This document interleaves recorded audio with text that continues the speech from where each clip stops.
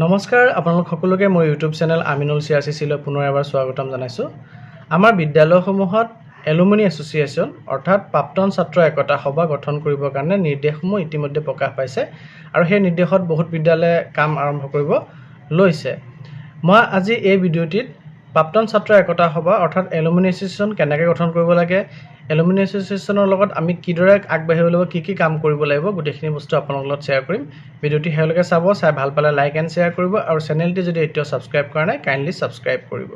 প্ৰথম কামটোৱে হ'ল যে সকলো শিক্ষিত আৰু প্ৰতিষ্ঠিত প্ৰাক্তন ছাত্ৰ ছাত্ৰীৰ ডাটাবেছ সকলো বিদ্যালয়তে সৃষ্টি কৰিব লাগিব। মানে প্ৰতিখন বিদ্যালয়ে তেওঁলোকৰ বিদ্যালয়ত অধ্যয়ন কৰি যোৱা ৱেল এষ্টাব্লিছ আৰু ৱেল এডুকেটেড ছাত্ৰ ছাত্ৰীৰ এটা ডাটাবেছ অৰ্থাৎ তথ্য তেওঁলোকে বিদ্যালয়ত ৰাখিব লাগিব।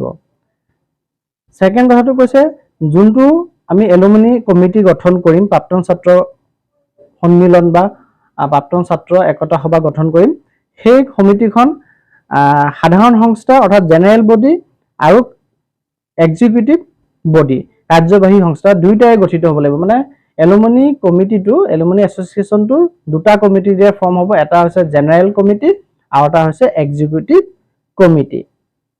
তাৰপিছত কৈছে যে সকলো প্ৰাক্তন ছাত্ৰই জেনেৰেল বডিৰ সদস্য হ'ব। যোনটো জেনেৰেল বডি থাকিব তাৰ যিমান স্কুলখনৰ এক্স ষ্টুডেণ্ট আছে চবেই তাৰ সদস্য হ'ব। আৰু এক্সিকিউটিভ বডিটোৰ কাৰণে বেলেগ হ'ব কথাটো যে যোনটো এক্সিকিউটিভ বডি থাকিব তাত ন্যূনতম 10 পৰা 15 জন সদস্যৰে গঠন কৰা হ'ব। সেই এক্সিকিউটিভ কমিটিৰ 10 পৰা 15 জন মেম্বাৰ থাকিব। এজন শিক্ষক আৰু এজন SMC সদস্যক এক্সিকিউটিভ কমিটিত কাৰ্যবাহী সংস্থাত অন্তৰ্ভুক্ত কৰিব লাগিব। সেই 10 বা 15 জন যি মেম্বাৰ থাকিব তাৰ ভিতৰত এজন টিচাৰ হ'ব আৰু এজন অতিকম SMC মেম্বাৰ তাত থাকিব। তাৰপিছত কৈছে যে সাধাৰণ যোনটো জেনেৰেল কমিটি আৰু এক্সিকিউটিভ মেম্বাৰ চবৰে কাৰণে এজন সভাপতি আৰু এজন আহ্বায়ক থাকিব। মানে সেই 15 জনীয়া যোনটো কমিটি তাৰে এজনক প্ৰেচিডেণ্ট হিচাপে ৰাখিব লাগিব, এজনক কনভেনৰ হিচাপে ৰাখিব লাগিব আৰু তেওঁলোকে জেনেৰেল বডি, এক্সিকিউটিভ মেম্বাৰ সকলোৰে কাৰণে তেওঁলোক প্ৰেচিডেণ্ট আৰু আহ্বায়ক হয়। তাৰপিছত কৈছে যে প্ৰেচিডেণ্ট আৰু আহ্বায়কে মানে কনভেনৰে কাৰ্যবাহী সংস্থাক সাধাৰণ সভাত নিৰ্বাচিত কৰা উচিত। মানে প্ৰেচিডেণ্টজনে হওক, কনভেনৰজনে হওক বা সেই এক্সিকিউটিভ যি 15 জন বা 10 জন মেম্বাৰ আমি চিলেক্ট কৰিম, গোটেই কেইজনকে সাধাৰণ সভাত অৰ্থাৎ জেনেৰেল মিটিঙত আমি জেনেৰেল এছেম্বলিত তেওঁলোকক ইলেক্টেড কৰিব লাগে, নিৰ্বাচিত কৰিব লাগে।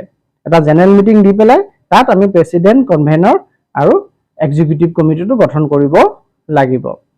তাৰপিছত কৈছে যে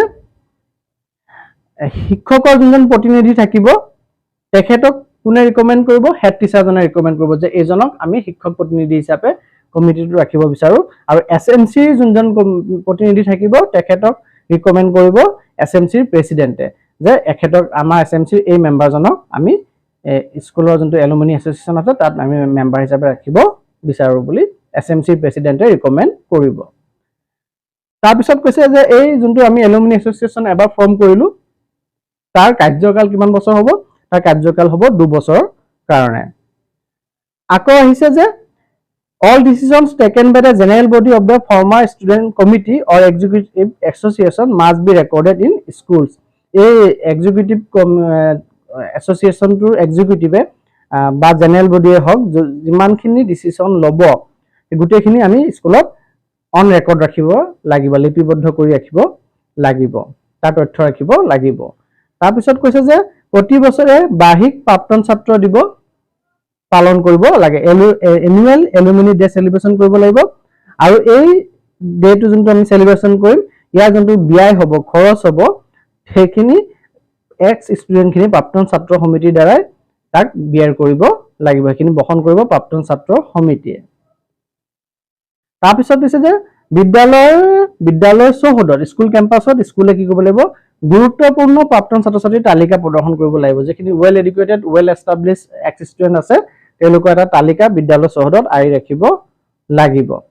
তাৰপিছত দিছে যে alumni will work for infrastructure gaps through grants, gifts and volunteer service for the academic and core schools areas.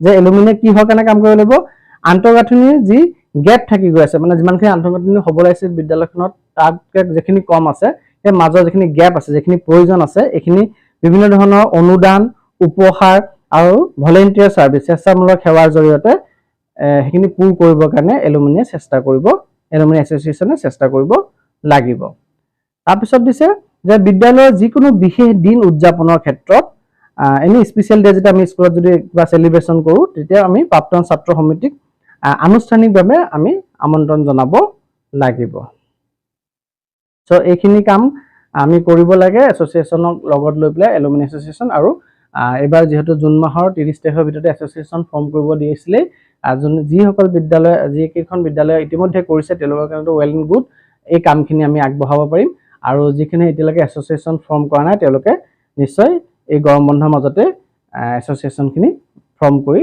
ল'ব পাৰিব ধন্যবাদ